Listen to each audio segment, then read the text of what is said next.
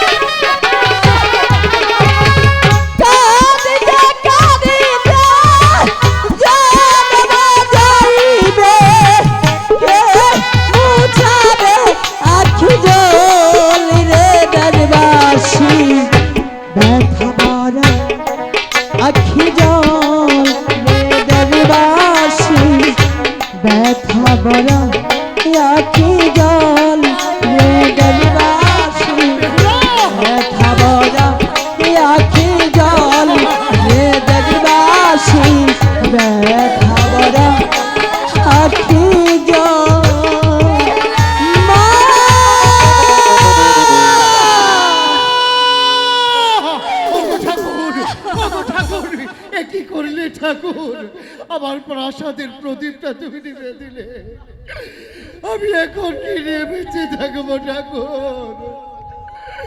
আমার প্রাসাদের প্রতিটি কোনায় কোনায় মা বেহুলা প্রদীপের মতো ধীরে ধীরে ঝলকে ঝলকে জ্বলতো।